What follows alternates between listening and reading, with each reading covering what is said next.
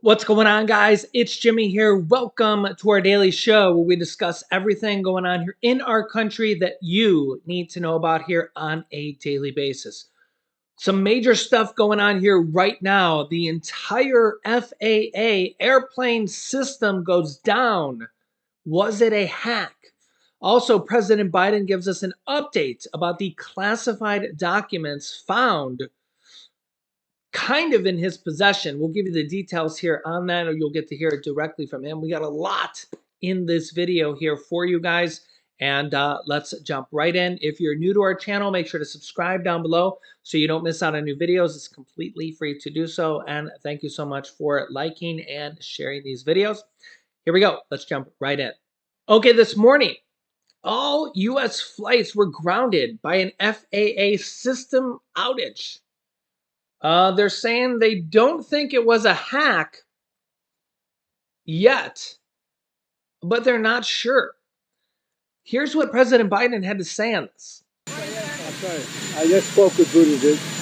They don't know what the cause is, but I was on the phone in about 10 minutes. I told them to report directly to me when they find out. Aircraft can still land safely, just not take off right now. We don't know what the cause of it is. They expect it to be able to, in a couple hours, they'll have a good sense of the cause, and we'll respond at that time. So what is your team? We don't know. Okay, we'll find out. Yeah, so U.S.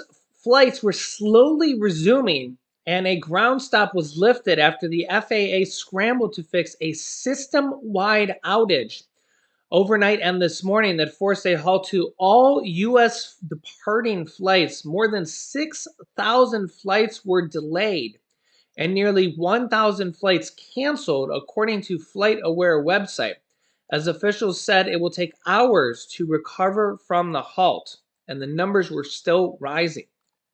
The cause of the problem with a pilot alerting system, which delayed thousands of flights in the U.S., was unclear, but U.S. officials said they had found no evidence of a cyber attack thus far.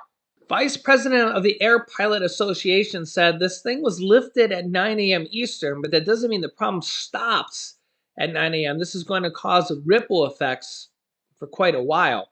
The end result of this is going to be very similar to the big weather events. This happened after its pilot alerting system crashed, and the agency had to perform a hard reset around 2 a.m. Flights already in the air were allowed to continue to their destination. President Biden ordered the Transportation Department to investigate and said the cause of the failure was unknown.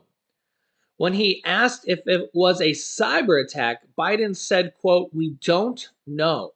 President Biden addresses the classified documents that were found in an office that he had. Well, first, I'll let you hear what he said, and then we'll talk about it here for a second. So take a listen. Well, let me get rid of the easy one first. People know I take classified documents and classified information seriously. When my lawyers were clearing out my office at the University of Pennsylvania, they set up an office for me, secure office in the Capitol. The 4 years after being vice president, I was a professor at Penn. They found some documents in a box in a locked cabinet, or at least a closet. And as soon as they did, they realized there were several classified documents in that box. And they did what they should have done. They immediately called the archives,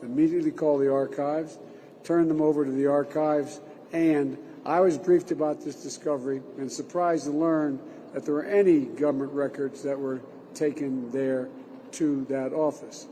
But I don't know what's in the documents. My lawyers have not suggested I ask what documents they were. I've turned over the boxes. They've turned over the boxes to the archives, and we're cooperating fully with the review, and which I hope will be finished soon, and there'll be more detail at that time. Okay, so a couple things here, and you guys can let me know your thoughts here in the comments, is that, well, number one, President Biden shouldn't have had it because, well, he was a vice president at the time, but, vice presidents probably got, documents at the time. Obviously they were in the White House and, got some type of documents at the time. They were clearly, doing vice presidential duties. Um, yeah. Now, the interesting part about this is that he's the president now. So he would have access, he would be able to have access to this now. But he wasn't even the one that found this. So that is an interesting point if you just kind of think through that technically he would be allowed to have them now. He's the president. There's nothing that would be classified to him. So it's interesting if you just kind of think through that. But kind of the difference here of former President Donald Trump and current President Biden with the classified documents, again, just kind of think through this rationally here, is that the National Archives tried to get the documents back from Trump after he left the White House for like 2 years. And Trump refused to give them back. So again, Trump had documents, and apparently Biden had these documents that nobody even knew about until just the other day, or this was back in November, but apparently when they found the documents, the lawyers found the documents, they notified the archives and gave them back the next day. That's the big difference there. So the archives and Trump knew about Trump having these documents, and Trump's whole team knowing he has these documents, and there was all these back and forth, coordination and letters between them, and even Trump said that they were negotiating between them. And that's kind of where the major problem is, because they had actually sent a subpoena to Trump, and he ignored the subpoena. And if Trump would have just gave the documents back, there really wouldn't have been an issue.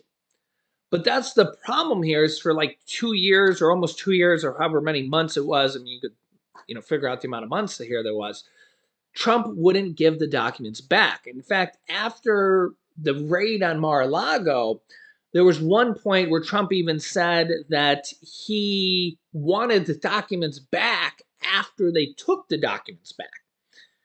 So he said he thought he owned them or wanted them back or whatever he was thinking, that he wanted to get them back even after they took them back. So the issue here is that Trump wouldn't give them to the National Archives after months and months and months of them asking. That's kind of the big issue. If he would have just gave them to him, it wouldn't probably have been an issue at all. Okay.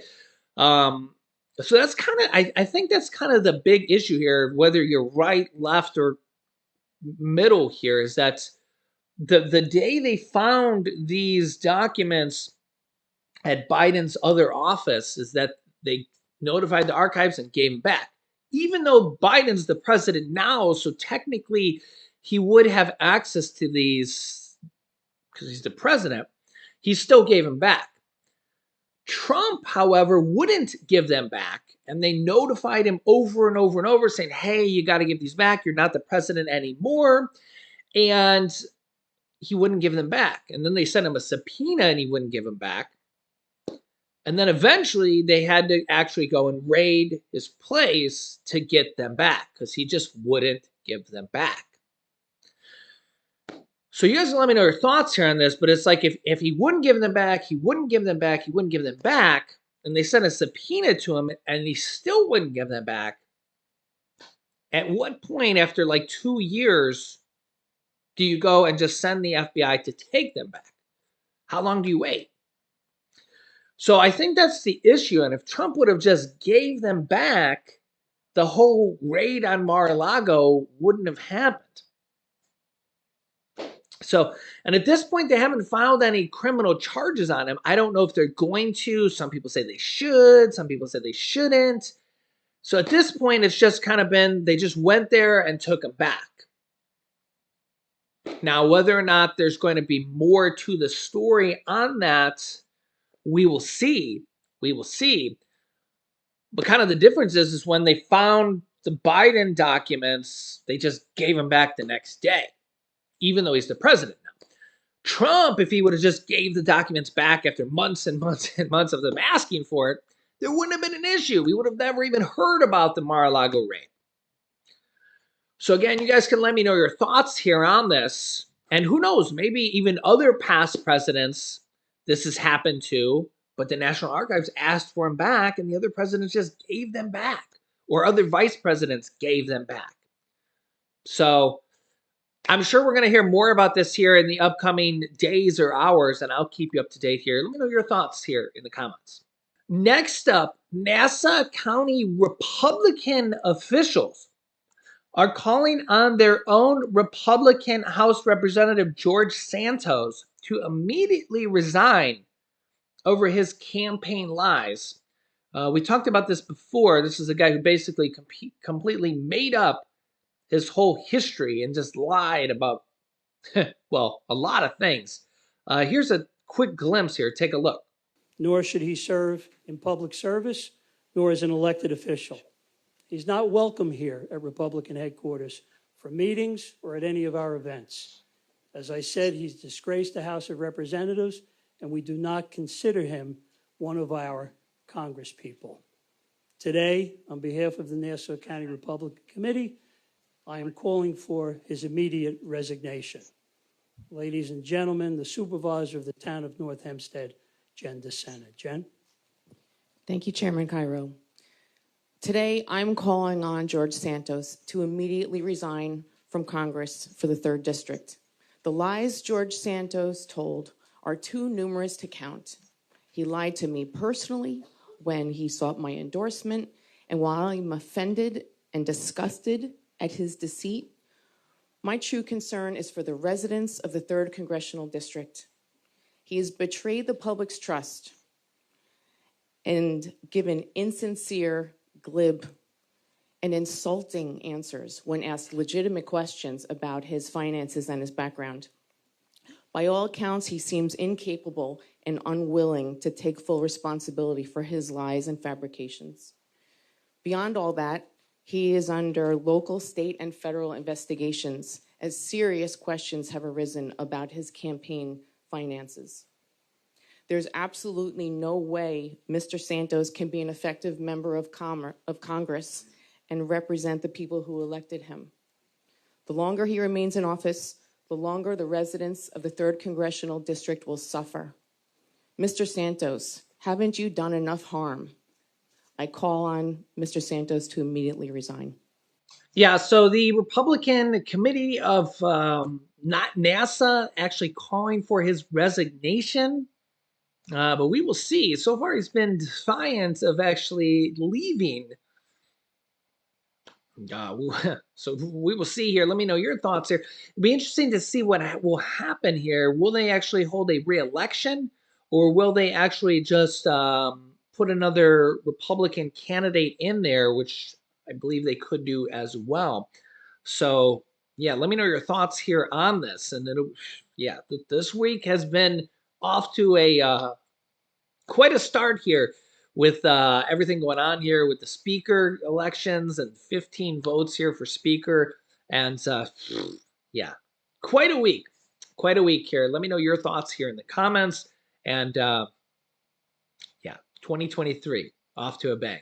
So I'll keep you up to date here with everything going on here in our country on a daily basis. If you haven't yet, make sure to click the subscribe button down below to our YouTube channel so you don't miss out on new videos. Here's some videos you can watch next here. Here's a video about Social Security potentially having benefits cut. Yeah, crazy to think that, but it is something that they're talking about right now. And also, here is a video about $1,232 checks going out to millions of people. So click on one of those videos next. Thanks for watching, guys, and I will see you in the next video.